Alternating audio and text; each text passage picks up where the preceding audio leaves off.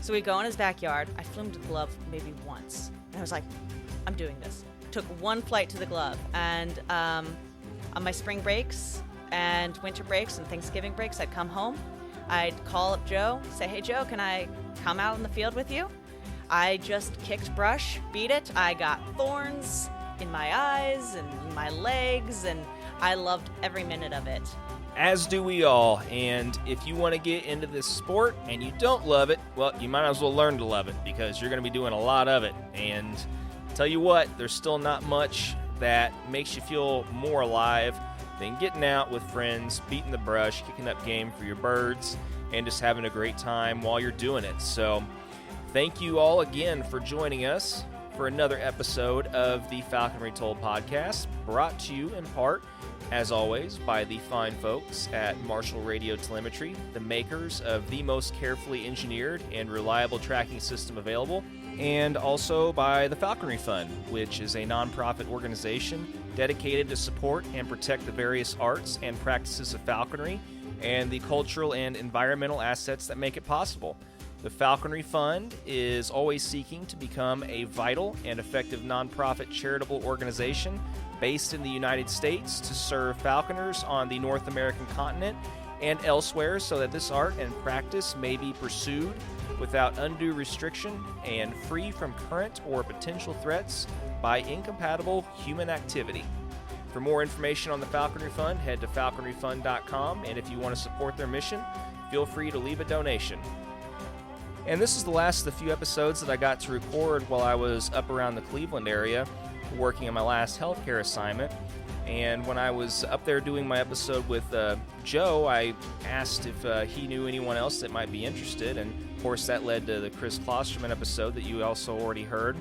And also this one with Stephanie. And he was telling me about how she just recently pursued her master's in wildlife biology and conservation from Edinburgh Napier University in Scotland.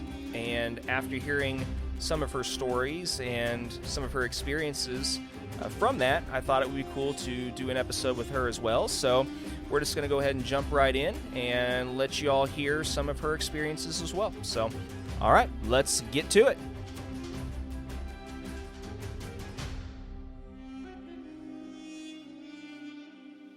Three, two, one, and here we go. So we spent most of the morning trapping, and you're looking for a passage coop, correct? Yes. Yeah.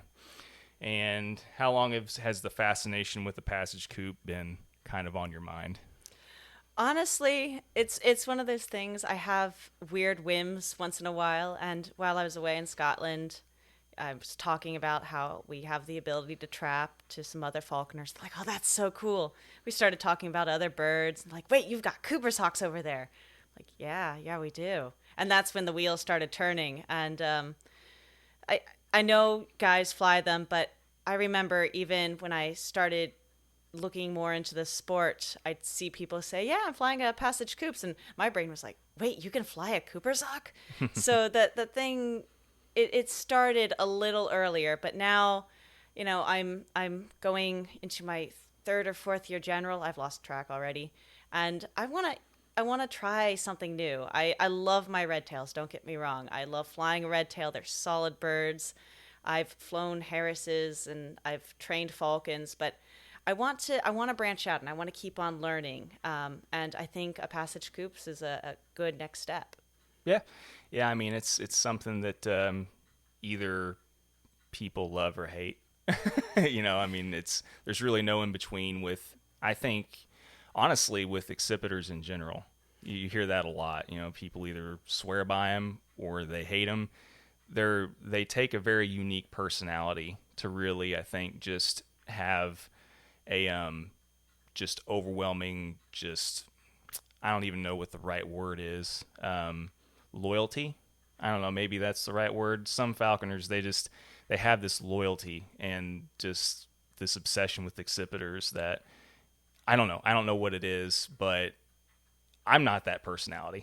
I know that. I mean, I would like to try a passage coop again myself. But overall, I've discussed this in other podcasts that I've done, that I'm just not a big accipiter guy. I'm just more of a falcon guy.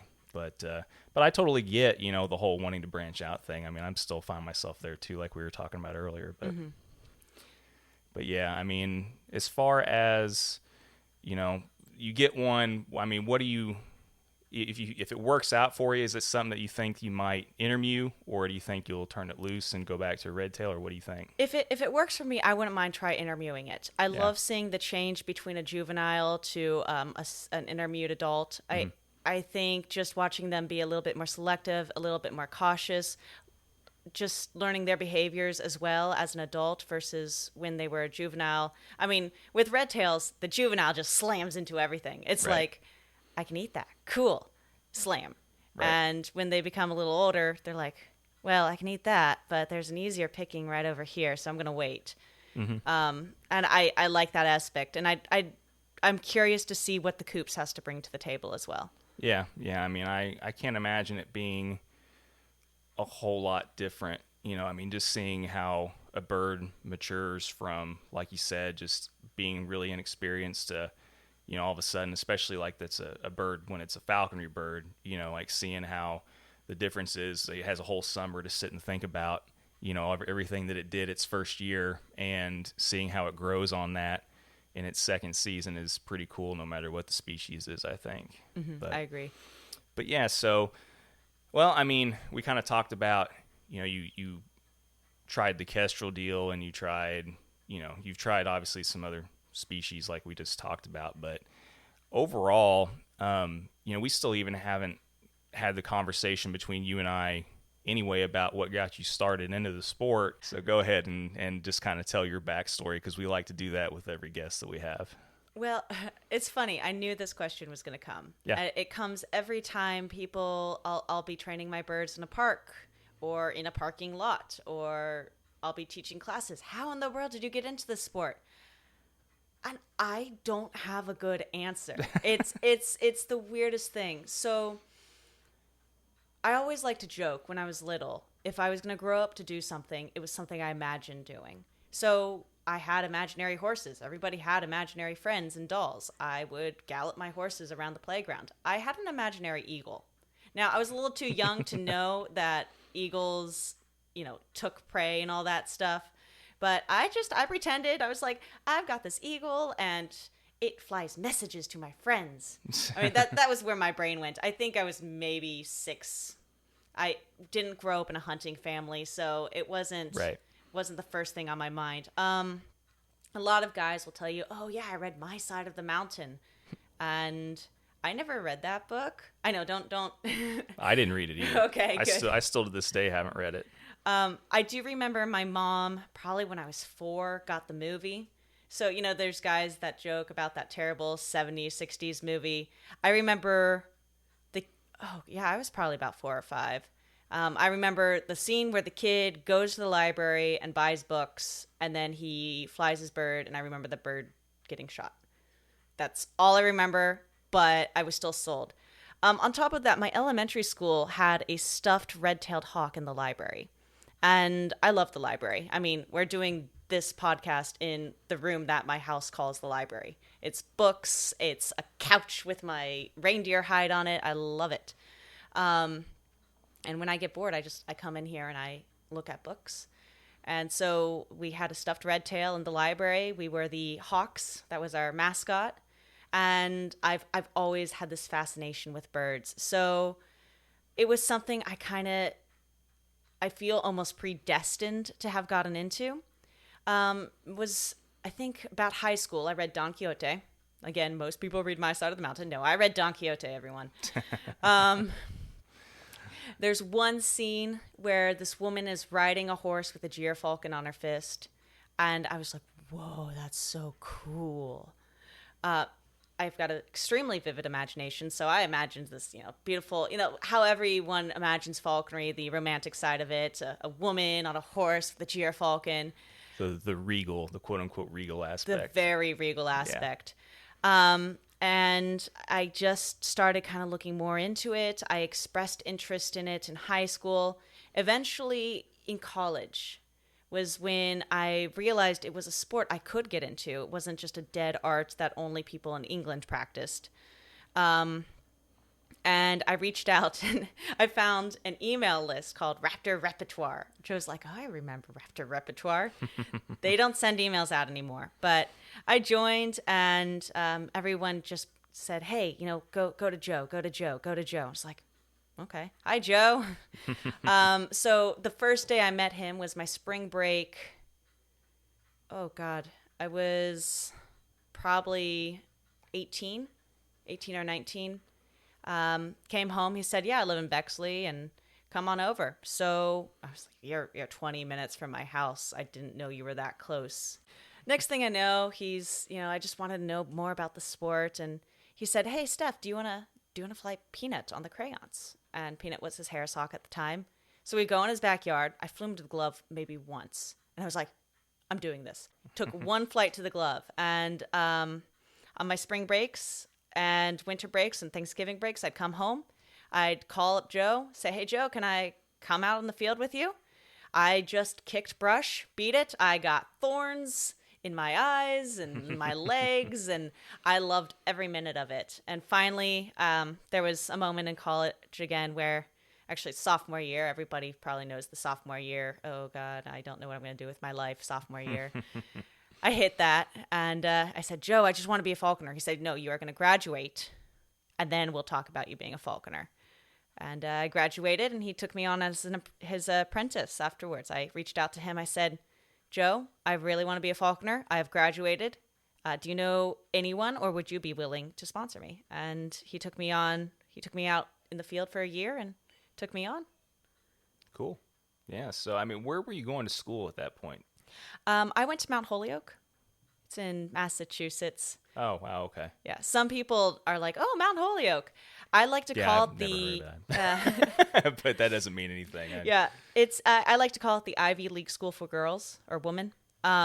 It was founded by Mary Lyon. So in 1837, a lot of women were being sent to finishing schools just to be good wives and good caretakers. And then you had the Ivy Leagues that were all male. And Mary Lyon founded the school saying, I need a school for women. An Ivy League, pretty much quality school for women. And that's how it started. And it's still all women there. Huh. So that's interesting. You don't see that very often anymore. No. These days. Actually, it's funny because my brother went to an all-male school. He went to Wabash. Oh, okay. And my sister did 2 years at Sweetbriar, which is an all-women's college as well. Wow. It's a definite trend in the fam. Huh? It was an accident. It was a pure, honest accident. My sister's school ended up getting closed, and then she transferred to Miami in Ohio, and then they reopened. So hers was a whole finagly cabobble of terribleness. Interesting. But my brother and I both graduated from single-sex schools. So. Huh. Okay. Well, so in other words, that was quite the commute home on breaks just to have to go and kick brush for Joe. It was totally worth it. If my parents... I hate Thanksgiving anyway. You're not supposed to say it was worth it doing anything for Joe. Okay. It was worth it doing it for the birds. There you go. That's a much better spin. We'll go with that one. Yeah, it was a 12-hour drive. I hate Thanksgiving. My parents know I hate Thanksgiving. So when Joe's like, hey, I'm going to go out hunting on Thanksgiving, I'm like, yes. Cool. So. Well, everybody's got their thing, So it's so while we're on the subject of schools, when then in the timeline of you pursuing this graduating and then pursuing, your apprenticeship with Joe, did you decide to go to higher education and do your master's? So this one took a little while. Okay. I initially graduated. I got a full-time job at a law firm. It was bankruptcy. It was a desk job, 9 to 5. I hated every minute of it. I listened to YouTube videos and podcasts and music and audiobooks. And what was really funny was I still got all the work done, and I did it proficiently. And everyone's like, how are you doing all this? I'm like, it's easy. Yeah. But initially, so I really took the job just to pay off loans. I was able to pay off my student loans in 2 years. Wow. Yeah, I'm proud of that. Then I Jeez. decided to accrue more student loans by going to Did grad you school. eat during that 2-year time span or what? Believe it or not, I did. Wow. So my parents have been really good. They said, Steph, you don't have anywhere to go. It's hard being a young adult in this day and age. I mean, especially after 2008, we're not going to kick you out of the house. Yeah. You've got to pay loans. So you didn't have a lot of extra bills at the time that you No. could... Okay. It Well, was that nice. makes more sense. Yeah. So my parents were, very, very kind to me. And then I got a job. So while I was working at the law firm, I did have my first bird soaring. Mm-hmm. It was 1 year at the law firm. I was just helping Joe at his school. The second year was when I got Soren. Soren Fancy Pants Kierkegaard. You have the most elaborate names for not only your falconry birds, but your bait birds. It cracks me up. I can list all my bait birds' names. I've got Mr. Humphreys, Captain Peacock, Mr. Moore, Wow. Mr. Bates, Hyacinth. Wow.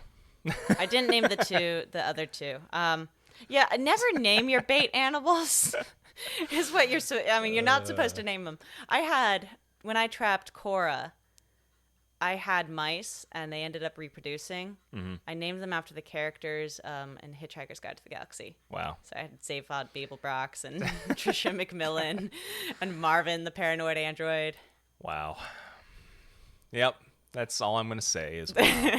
I like to name things. Hey, there's nothing wrong with it. It's just something you don't see very often, Yeah. It just cracks me up some. But yeah, so you had your first bird then whenever you're doing the law firm job.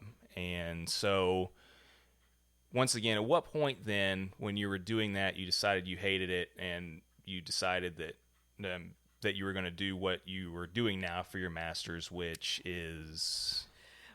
So I did wildlife biology and conservation for my master's. Okay. So I still didn't know. I was thinking, I want to go into healthcare next. And I mean, we've talked. Yeah. You work healthcare as well in a way. Yeah. So I got a job as a psychiatric care tech at the hospital, which was so much better for falconry hours. Yeah, but for the mental health. For the mental health. No. Especially working on a psychiatric ward. Yeah. That was not pleasant. So Yeah. I did that, and I was working. But I knew that I wanted to do something with birds. Mm-hmm. So my objective was I applied to wildlife biology conservation programs in the States. I applied to the Raptor program at Boise, and I applied to wildlife biology and conservation in Edinburgh. And it was just one of those things where there's huge competition with masters. And I'm not going to lie, my undergrad grades, they weren't fantastic. All right. I graduated and I pulled myself up by the bootstraps. Junior and senior year, I did really well. But my freshman and sophomore year, I had a lot of other things going on mentally. And so that just knocked me down a notch. So I didn't get accepted into any of the U.S. schools I had applied to, but I did get accepted into Scotland. They're like, we want you. So I decided to quit my job at the mental health, the psych ward, and we pretty much just go to school. And so I worked for Joe. He kind of helped me with that gap. And then I went to Scotland last year. Cool. That's definitely a jump. Like, okay, I'm going to look at these U.S. schools, and then I'm going to look at this school in Scotland. Like, is that something that's fairly well known? And it was so, or in other words, did you stumble onto that, or was it something that you already kind of knew about as far as that school over there? I actually stumbled upon it. Really? I was just doing research. So finding any sort of program to focus on birds, especially, is hard. Especially, I wanted to focus on raptors. Mm-hmm. I'm a falconer. Yeah. I love the big birds. I love the small little kestrels. I love the little falconets. Mm-hmm. I like eagles. I like them all. They're so cool. If you just want to talk about their anatomy with me, I can go all day. I've learned about their brains. They're cool birds. So to find a program that I was interested in. I wanted to focus on. I wanted to be able to tailor my masters into raptors, and what I could do with the Scotland masters was tailor my research project towards raptors.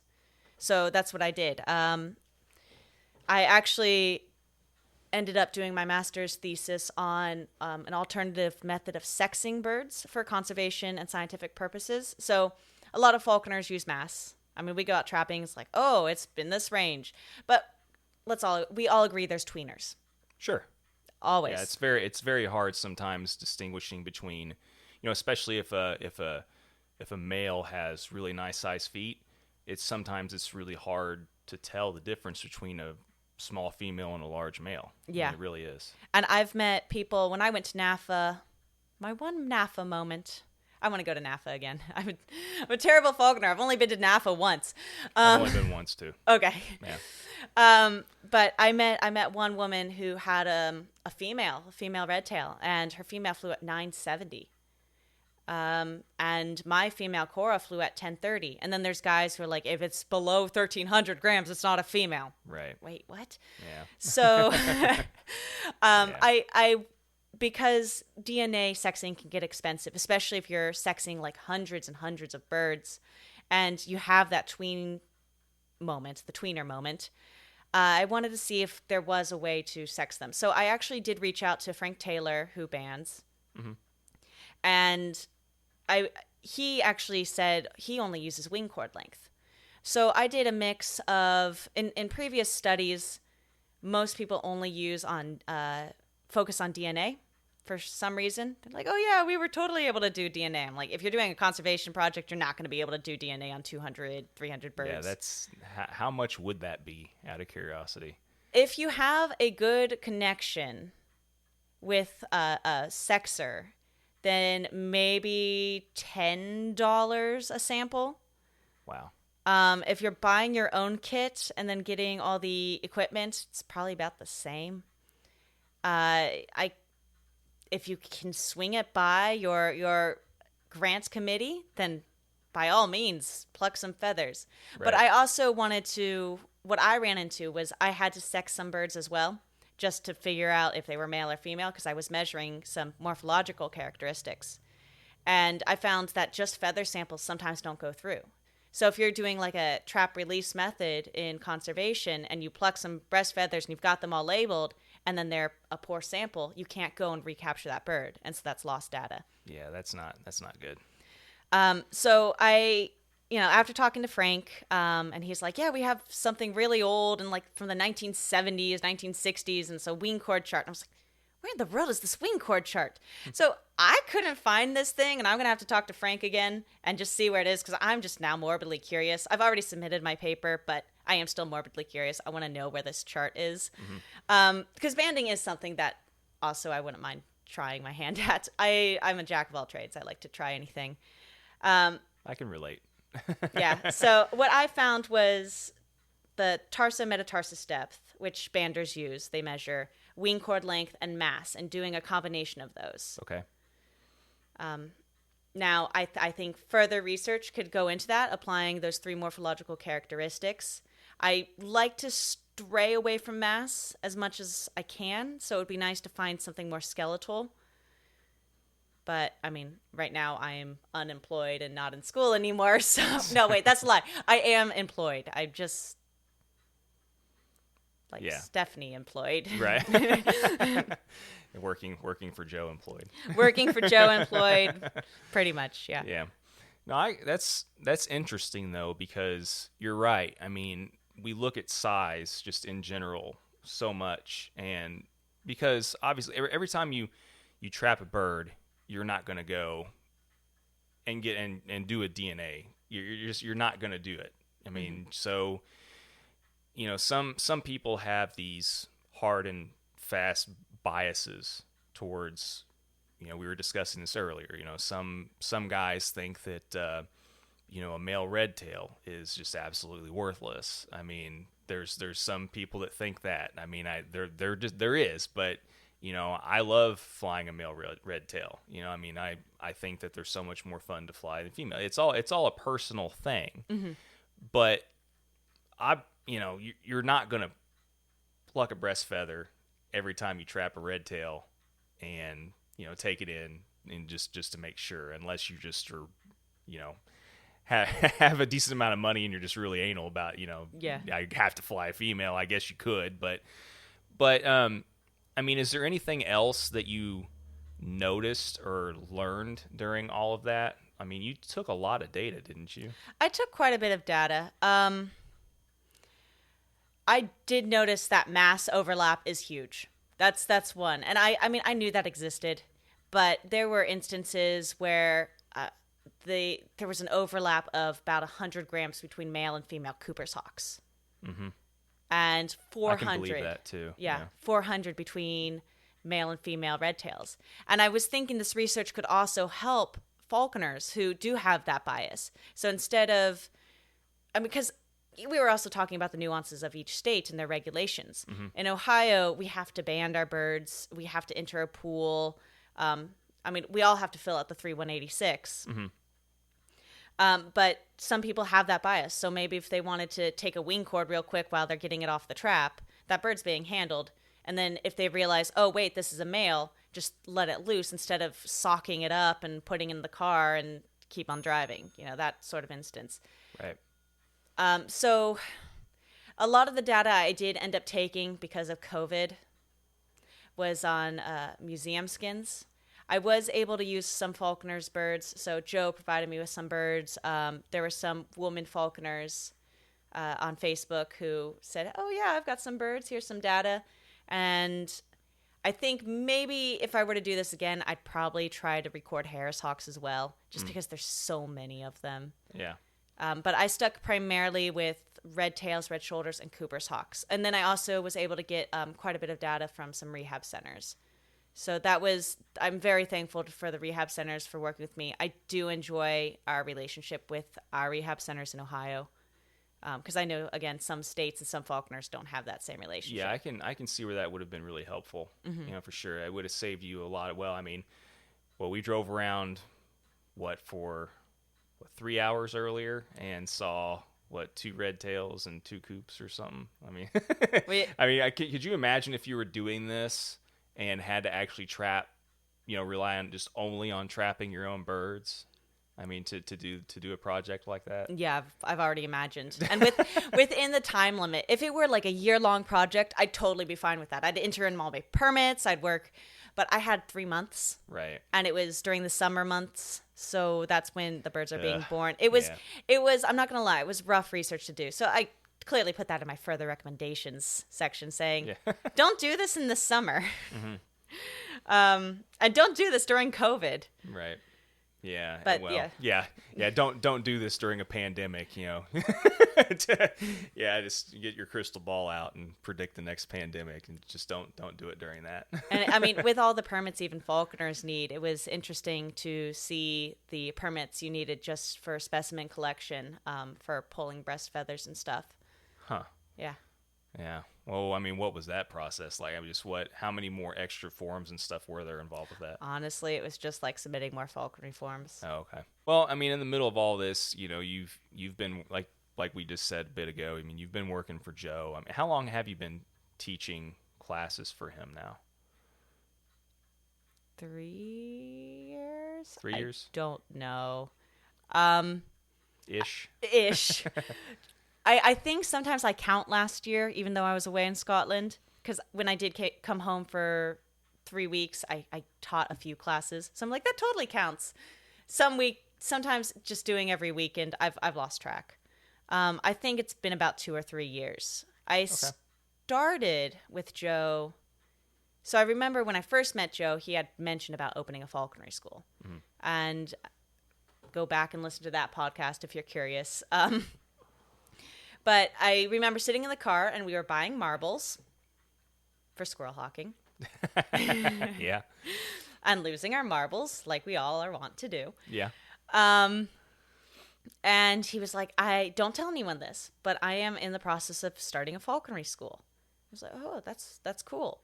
So I think when I graduated was really the first year he started. 2015, 2014, 2015. Okay. And I was just a mere pre-apprentice. I didn't even have my license. So he said, Steph, come on over. You can help me with the birds and teach the school, and you can get some handling experience. So I wasn't allowed to teach classes then, but I did, help with the handling. I enjoyed walking around. To me, it wasn't hunting, so that wasn't the fun part of it, but I still thought it was cool giving other people that fun, romantic experience. Yeah, I mean, anytime you're not able to actually have your own bird yet, I mean, it doesn't hurt anybody to get that extra hands-on with, handling birds and just getting used to, what it's like to deal with them on a normal basis. Mm-hmm. So, I mean, any experience whenever you're in that stage helps. So. It was very, very helpful. I loved playing with the birds. Joe's like, hey, pull out Kylo. I was like, hi, Kylo. Even Chase the red tail. Man, I've been footed by that bird so many times.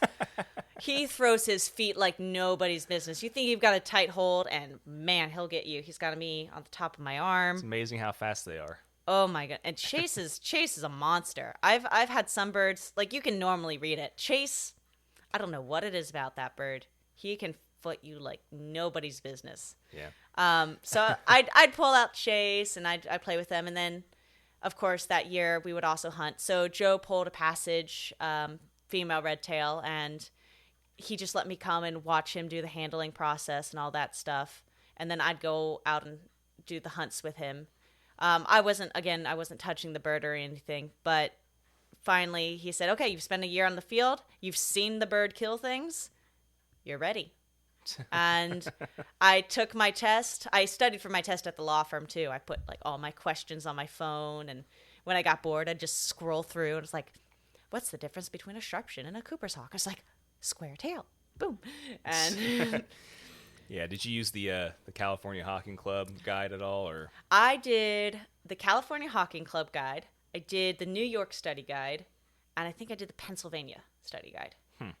Yeah, I've never even looked at the New York or Pennsylvania study guide. I mainly just used the California Hawking Club guide. I was really surprised. Like, I knew it would be probably similar, but I was surprised to see, like, almost word for word how many how many of those actual questions like kind of transferred over. It was interesting. There were word for word. Yeah, it was a lot. So, and if anyone's listening to this and you're studying or want to study, I mean, that's a good guide. So yeah, I mean, it's cool that some of those guides and some of those books are at least readily available now. You can pretty much order most of that stuff off of like Western Sporting and some of those sites still. I know I got mine from Western Sporting whenever I was doing my studying and stuff, but I don't know where you got yours from. But yeah. So anyway, I mean, what aspect of teaching?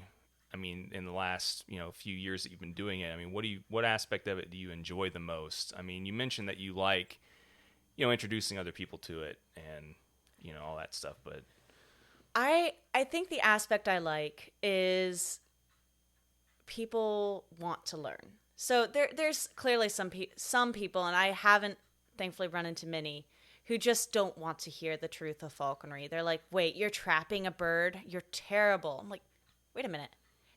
I can pull out these scientific articles that say this is why we trap them. And normally when I run through my facts, like 70 to 90% of juvenile birds die in their first 6 months, people start to become a little bit more understanding. Well, and so not to cut you off on that, we'll get back to that in a minute, but so I've run into that a couple of times too. Some of my friends or some people I work with, they find out that, wait a second, you can take these birds from the nest? I mean, doesn't that, make the mom sad or whatever, blah, blah. And I'm like, well, first off, they don't feel sad. Like, that's not how it works. But number two, I mean, it's not like, you're thinking. I mean, worst case, I mean, I'm sitting here thinking, like, you have dogs and you have cats, right? And they're like, well, yeah.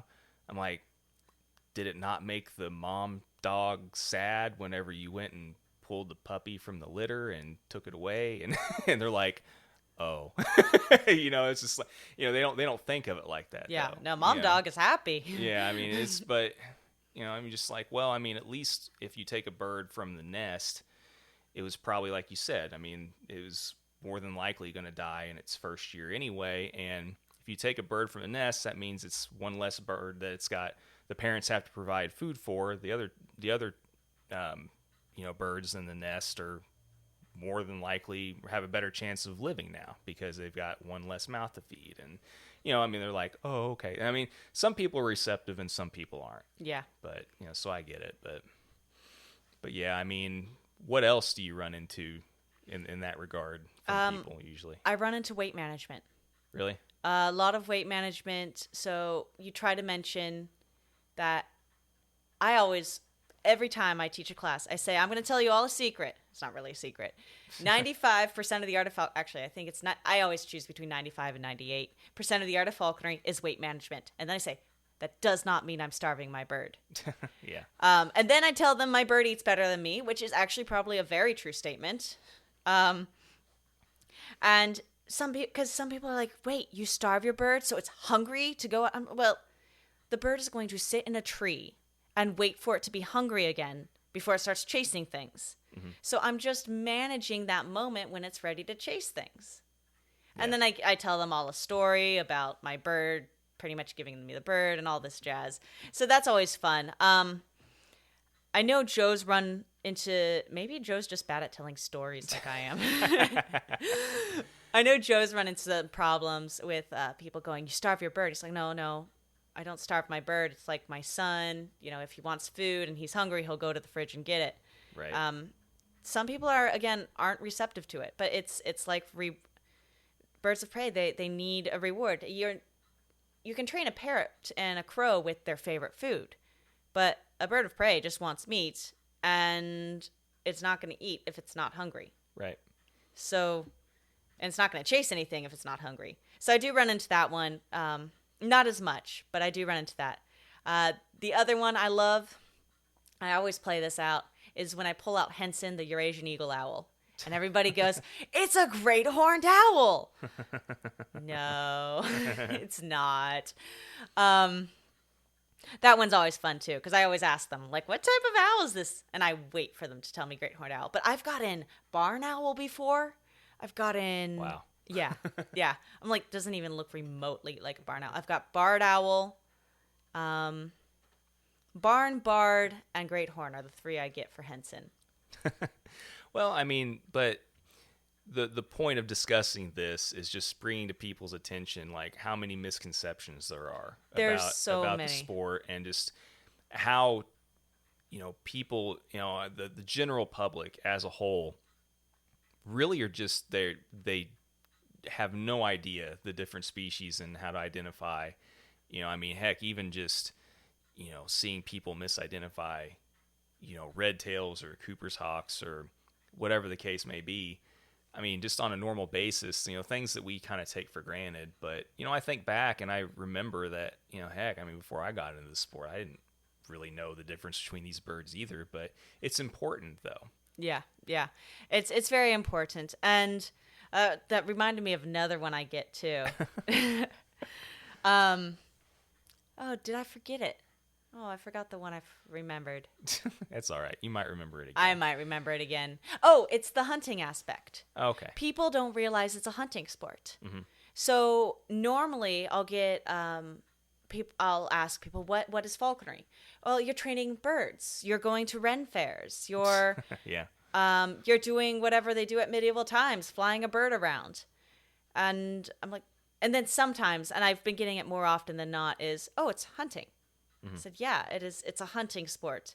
And then the next misconception is our birds kill it and bring it back to us. Yeah. And I'm sure you get that one a lot. Yeah. Well, I think anybody that's done any kind of, program or talk, especially like, to a scout group or whatever the case may be, always gets that question at some point in time. Every time. How does it know to bring it back to you, or why, or how do you get it to come back to you? Yes, that one. That's the other classic one too. I'm like, well, yeah, food. Yeah, food. Food. Weight management. It's like, well, I mean, what keeps it from just flying off? Well, nothing. Yeah. Like absolutely nothing. Sometimes it happens, but the fact of the matter is, if it didn't want to be with us, then it wouldn't be with us. It would just fly off.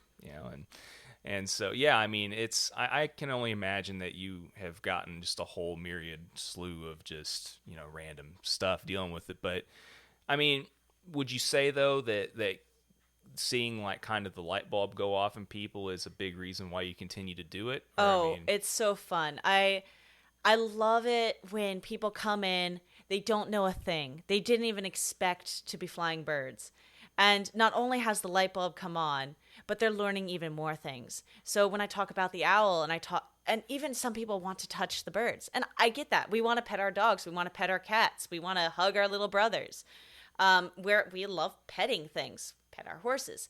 People are like, can I pet the owl? I'm like, no. And then I explain why. Think about it this way. One, most birds, except for most owls, waterproof their feathers. So your oils are removing that natural waterproofing. Two, our hands look like ginormous talons. Yeah. I mean, and then when you tell them that, these big talons coming towards the bird's face, it makes the bird uncomfortable. They're like, oh, that makes total sense. Yeah. But I think my favorite part of teaching classes is when we actually get the birds free flying. I love introducing them to the other birds, but when we actually go on that walk and the birds follow, they're completely free flying, and people get to see, yes, the bird actually does follow, and the bird does come back because it can, even though it has every option to say adios. Sure. People love that. And that's my favorite part too, is just putting everything together. You've learned about the sport, the history of the sport. You've learned about equipment. Now let's go out. Let's walk into the field. Let's have these birds fly. Notice they're flying for food. And I'll even teach them about Harris hawks, how smart they are. So I joke, I'm like, these birds have trained me, which is probably true. The birds have trained me. And so Sedosa or Rocky, I normally fly them together, we'll be sitting on top of a roof or a tree, and we'll be trying to calm them down. I'm like, this is what they're waiting for. And I'll pull out a chick head out of my bag, and I'll put it on the glove, and the birds come down. They're like, how'd you know that? I'm like, because the birds trained me. And it's so fun to see them enjoy themselves and go on a walk and see how smart the birds are and really develop a new appreciation for these creatures. Cool. Well, I want to touch on your experience in Scotland before we finish up, but just real quick, I mean, what has been your favorite, one of your favorite experiences so far? Is there a particular story that you can share with your teaching aspect, plus, and then also, your most memorable hunting story too? I always like to kind of go over that too, but with people, and normally they're just like, and as soon as we get off, I know, like, if Jeff Fincher's listening to this, he'll probably crack up because, we've done this before too, where it's just like, man, as soon as you hit record, like, all the stories just went away. but as soon as you hit stop, like, all of them came back. It'd, like, instantly tell you like 3 or 4 stories that I just couldn't remember when we were recording. But do you have any that pop into your mind as far as just the more memorable? I've probably got about 3. Okay. Oh God, now they're all coming back to me. I remember Soren's first squirrel and his first rabbit. Well, I did mention in the car, so Soren and my first hunting kill was a baby squirrel. Mm-hmm. And I literally called Joe, because in the falconry community, you got to take head of game before you're an official falconer. So I called Joe. I said, Joe, he caught a baby squirrel. Does it count? And Joe was like, did he get it out of a tree? I said, yes, he did. He pulled it right out of the little nest. He's like, yeah, it counts. His second kill was a real adult squirrel that time. But, that baby squirrel was my first kill, and I was very proud of that. Soren ate the whole thing. So that was one memorable. A lot of my experiences, though, have been with Cora. She was my second bird, and she was a solid... When I first trapped her, I thought she had Asper. Okay. Turns out she was anemic, which was very unusual. So they treated her for worms. They injected her with B and iron, and she was one of those birds that would have died in her first year, like, hands down. So she was naturally anemic. I actually had to supplement her diet with calf liver. That's how bad her anemia was. Wow. And actually, that's initially how she ended up passing. But Cora was a solid, solid bird. I mean, I think the second day I free flew her, we caught something. Wow. And so I remember the one time our first fox squirrel. So Cora was a little female. I flew her first year at about 10:30, 10:15, 10:30. And most people are like, wait, are you even sure she was a female? I'm like, the way she hunted, I didn't get her sexed, but the way she hunted spoke female to me. Because I flew soar and he hunted like a male. So her first fox squirrel, we took everybody out on a public hunt with the falconry school. And we were at the farm where we actually saw the Cooper's hawks today. Okay. There's gray squirrels and there's rabbits over there. I have never in my life seen a fox squirrel over there. Never. Until that day. The one time. It was the one time. And so Cora, my tiny little female Cora, is flying around, and she was so unsure about this fox squirrel. I think the last time she had tried to catch a fox squirrel, she flew kind of through a wire fence. She sheared off the side of her the feathers on her head. She was completely fine other than that, but I like to say she had a punk cut. Got lucky. She got really lucky. So she was also a little standoffish with fox squirrels. So, we had a gray squirrel in one tree, and we had like 2 fox squirrels. And it was amazing. I was like, oh my goodness, there's fox squirrels. I'm beating the trees, and people are watching like, what is wrong with this chick? And finally, Cora committed. So she lost the gray squirrel, and she finally chased down that fox squirrel. I was so happy. I swore like a freaking sailor. I swore so badly I could have made a sailor blush just out of excitement, pure excitement. I weighed that fox squirrel. It was 792 grams. Wow. So it wasn't a huge fox squirrel, but based on the size of my bird, it was a pretty decent fox squirrel. It's actually still in my freezer. Wow. So that was probably. Squirrel. And then Christmas, I went out hunting with another falconer from Texas. He came out with his Harris hawk, and we put Cora up in a tree. And I think it wasn't her first double. It was one of her better doubles, though. She had a squirrel right in the tree, just was hanging on. I just remember that hunt. We almost got a triple that day. And again, she was a smaller female, so I personally, if she were a solid female catching 3 squirrels within half an hour, I have no qualms about flying her on triples. But because she was smaller, like the first squirrel she got in 20 minutes, and the second squirrel maybe an hour later. But it was still a really good hunt. Oh, now I'm thinking of all the stories about Cora. There was one other time. It was, took her to a rabbit field, and Cora was the type of bird who could find a squirrel anywhere. And she found a squirrel in a stupid rabbit field. And so she caught the squirrel. I was really happy. And I said, Cora, let's go for a double. So I throw up into a tree. And we're walking down the field, and we're chasing some squirrels, and I think a few rabbits. And she catches a squirrel. Now, she caught it in this huge dead tree. Like the bark is sloughing off. And so she had the squirrel in her feet, kind of in the bark. So I had to go and, she's hanging all weird. And I grabbed the squirrel and I grabbed my bird so I could dispatch the squirrel on the ground. Cora wasn't having any of it. So she ended up, as I'm trying to get a good hold on the squirrel's neck, she ends up taking the squirrel right out of my hand and throwing it behind her. The squirrel was still alive. The squirrel stared at us and then bolted. I looked at my bird and she looked at me. And I think the thoughts went, she was like, you stupid human. And I looked at my bird and I went, you stupid bird. So I do remember that. I mean, she forgave me. I forgave her. That was a misunderstanding, if you will, between 2 hunters who got overexcited. But I definitely remember the look she gave me. It was still your fault. It's totally my fault. I was just trying to kill the squirrel. Yeah. Yeah, well, good intentions and all. Yeah, well, there's been some moments, too, where I've seen some guys do that. So I've seen one falconer in particular that I hunt with on a regular basis, who I won't mention his name.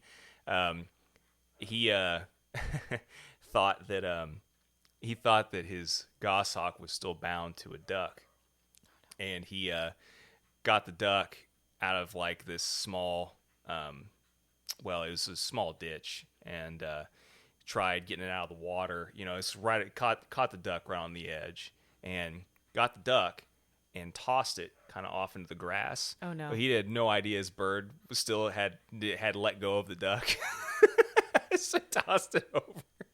I watched him do it, and I fell to the ground and was rolling. It had tears coming out of my eyes. I was laughing so hard, and just the look on his face when he realized that his bird didn't have a hold of the duck anymore. It was just priceless. Anyway, we all have those. We all have those stories. But so let's finish up these last few minutes. Then share some of the experiences that you had in Scotland, and just kind of go into some of what your personal observations were on, the biggest differences, and just how some of the falconers there were, and how you developed a rapport with them, and did you get to know any of them that well, or? I did get to know a few. So I actually reached out to Lauren McGow, who had studied in Scotland, and I said, "Hey, I'm going to Scotland, and I need help finding falconers." The one thing that I ran into problems was I didn't have a car over there. She's like, "Well, do you have a car?" "No, I've got trains and a bike." But that wasn't any problem. So I didn't get to go out with her group of all the eagles out in the Highlands and the St. Andrews area, but I was able to go out with some falconers. So I met one woman who had a Harris hawk. His name was Hamish. Such a Scottish name. And I rode my bike 10 miles to meet her, and she was super, super friendly. And so she allowed me to join a group on Facebook for the Crawford area. God, I forget what the group was called. But it was just a bunch of falconers kind of more in that central Glasgow, Edinburgh area. Okay. And so I got invited to go on a hunt with them. And then another falconer I met through I think it was Facebook as well. I pretty much sent them all a message. I said, "Hey, I'm in Scotland." I also contacted Andrew Knoll because Lauren McGow recommended that. And so he hooked me up with some falconers as well. So I put on Facebook, I'm like, I'm in Scotland and I'm a falconer and I want to go see some hunts and all this. So I had one guy, he reached out to me and he's like, "I didn't want you getting picked up by any weirdos out there." I was like, "You're the weirdo." Honestly, if he's listening to this, he'll probably laugh. But he actually ran his own pest control business. And so he breeds falcons and he flies them. And then he also does kind of bird abatement and then, rats, mice, and all that, squirrels, all that other pest control. In Scotland, they don't really have anything that'll kill you, which was different. So it wasn't like, oh, there's a bear out there or a bobcat or a coyote. Yeah. It was, God, what's the thing that's going to kill you out there? Maybe the adder if you can find it, and the drivers. Okay. Yeah. But so I reached out to them, and so I got contacted, and he said, "Yeah, come on out. I'm going to fly the falcons." So I met him and another woman who had flown a red tail for years, and she just got a falcon from him. He gifted her a little tiercel after she lost her bird. And so I went out with them. We went grouse hunting and partridge hunting. Didn't get anything because both the birds are juveniles. But now, as I'm not in Scotland and it's grouse season, he's sending me pictures going, "Yeah, look, we caught some grouse." Yeah. Like, of course, that's how it would work. Of course. But then, of course, I got invited to go with the other woman to the falconry meet in Crawford, and I think it was November. It was cold. I do remember that. But Shocker. I was the other I'm mixing up all my falconers. I'm trying not to use names. Jesus, it's hard. Falconer A let me borrow his Harris hawk because I didn't have a bird, and I was like, I would love to fly a bird. So he's like, I've got a Harris hawk. She takes down crows all the time, and her name was Harriet. I was like, cool. I was like, what's she fly at? He's like, she's a Harris hawk. I don't know what she flies at. So I went, okay, I'm going to go use every apprentice skill that I've acquired. And I felt her keel, and I looked at her behavior, and we caught 2 rabbits. Actually, it would have been 3, but the little kid beat me running down the hill, so he touched the rabbit first. Yeah. Yeah. Stupid little kids on their shorter legs. But yeah, so it was funny. I went to this meet and I'm flying a Harris Hawk. Now, what was really hilarious to me, and I even mentioned it to all the Falconers there, is like there were only Harris Hawks out there. There was one Harris Redtail hybrid. And I was like, I'm in Scotland. You guys should be flying peregrines and goshawks. I mean, I see more diversity at a NAFA meet. And they're like, Harris Hawks are really good for this environment. And I can understand after hunting there. I mean, you're allowed to use ferrets, which I think we should be allowed to do. I love ferrets. So I even ended up getting my own ferret while I was over there. Oh, yeah? Yeah, she was awesome. So you put down ferrets in the rabbit hole, they chase out the rabbits, and then you're just standing around waiting for the rabbits to run out, and your hawks go chase them. It's interesting. It's something that, like you said, they don't let us do here, so I've never gotten to see it or whatever, but it looks like it'd be pretty cool. It is. It's fun. I really enjoyed. So you would put the ferrets down, they'd chase out the rabbits, the birds would go after them. The nice thing about the Harris Hawks is everybody just lets their bird go. And the birds, do the Harris Hawk thing, just take one slip after the other. And whoever's bird gets it, you run and you go grab the game.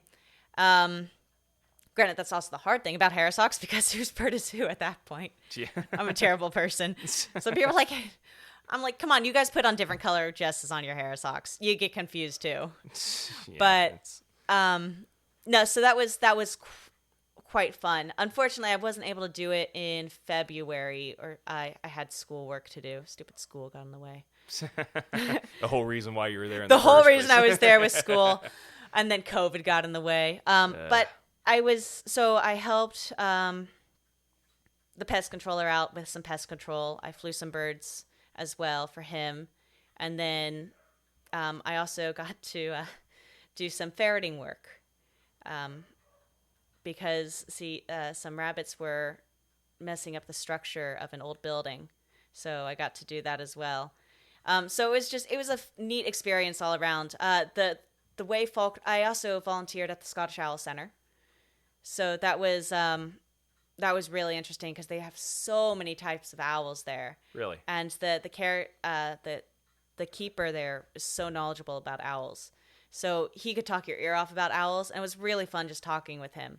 Pretty much all the falconers I talked to love the way falconry is done in the States. They love how it's regulated.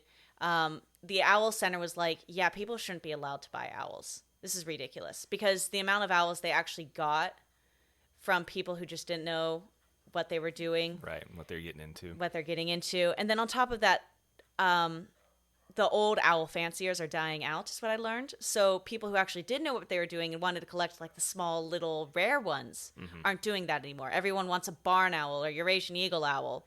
And so it's really hard to get your hands on the ones that are most likely going to die out.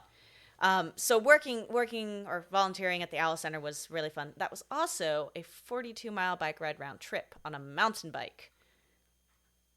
Yeah, you're nuts. I did it in the rain. I am slightly insane. Yeah, I would say you're more than slightly insane, but anyway. Well, it was either a 2-hour bus ride or a 2-hour bike ride. I'm choosing the bike ride. Bus all the way, man. Bus the way. I'm not sitting on a bus for 2 hours. Okay. Yeah, because, pedaling a bike in the rain for that, it sounds so much more appealing for that distance. Your logic and rationale there is total. I'm sorry, I stand corrected, I guess. Whatever. Oh wow. Well, was there anything else that you found as far as the schooling or anything that was really interesting too when you were over there, or what was your favorite aspect just about just about how things were over there in general with the culture and stuff? The culture was nice. Everybody there was so friendly. I did learn to appreciate the States a bit more. Some people are like, oh, I love Scotland and I want to live there forever. I'm like, I missed having things wanting to kill me. I'm not going to lie. I missed the wildness of the States. I missed seeing coyotes and bears and big deer. Okay, they have red deer over there. But I got to see seals. I got to hear cuckoo birds. I got to volunteer at the Owl Center. I got to ferret, which we're not allowed to do here. Mm-hmm. I got to go to a meet. I like to consider myself an international falconer now because I've caught game on a different continent. Granted, I know some other people are like, yeah, I've totally caught game in a different country. I'm like, yeah, but I'm American. How many Americans actually go overseas? You're just going to take that stance because you did it, right? I am. It's going to stick with it. I understand. Yeah, I mean, it's that's cool though. I mean, it's it sounds like you made the most of it. I've really tried. I mean, for not having a car, I'm so grateful for the friends I made, the falconers I made. I want to visit again. I want to see how these birds have come along. These juveniles last year, now adults, now knowing what they're doing. Because I've seen them, make passes. I've seen drone training. Because when I went over there, I had no experience with long wings. Mm-hmm. Like honestly, I didn't know how people flew them. I knew how people flew kestrels, but kestrels they're small. They're a little different. Sure. But when you're flying like a peregrine, you don't do that in Ohio. You got to go out west to do that. I mean, there's so many trees here that... Yeah, it can be done in certain parts of the Midwest, but it's a lot harder. It's a lot harder. A lot harder, and you have to look a lot harder for the right setups. Yeah, and Scotland was set up perfectly, so I got to learn much more about falcons and more traditional falconry, and I've brought home some of those skills, which I'm grateful for, because, I don't want to...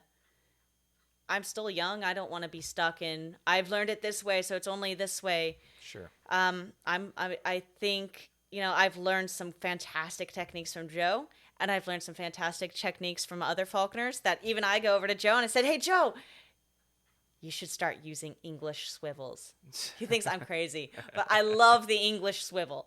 So, I mean, it just little nuances like that. Well, I mean, you never, anybody that says that they don't want to learn anything new or, they don't feel the need to learn anything new. I mean, I always kind of am leery of those type of people because, especially this is another thing that you can get into and you just never stop learning. No, you never stop learning. Like wanting to fly a Cooper's Hawk. Yeah. Eventually, I want to fly a Farouge. You can judge me all you want. I do want to fly a Farouge. I'm not judging anything. I'm just saying, The Falconers on this podcast can judge me. That's fine. It is what it is. People are going to judge if they want. I mean, everybody's got their own opinions. That's like we discussed earlier. There's one thing that you'll never run short of in falconry is opinions. Oh, yeah. And theories. Theories, opinions, and politics. Yeah. But on that note, believe it or not, we're already in an hour. Oh, wow. So, I told you that it wouldn't be as disinteresting as what you might have thought. Everybody has something to contribute. So I appreciate you, taking the time today and sitting around for an hour just gabbing about stuff. I can always talk about birds. Yeah. That's one thing I can always talk about. And I'm less scared of the microphone now. Well, that's good. I don't like it in front of my face, but I'm less scared of it. Well, this has been fun. It really has. And thanks for letting me tag along this morning, too, and letting me get just a little bit of a fix. It's been tough, like I said, being away from my other falconry friends and, my family and stuff, and any little thing I can do to get out of the basement Airbnb I'm staying at right now is always good. So thank you. I appreciate it. By all means. All right. Well, we will, I'm sure we'll hang again maybe one more time, at least before I leave. I only got 4 weeks left up here, so we'll see. But at any rate, good luck on getting the coop if I don't, and we'll talk again soon. All right. Thank you. All right. Thanks.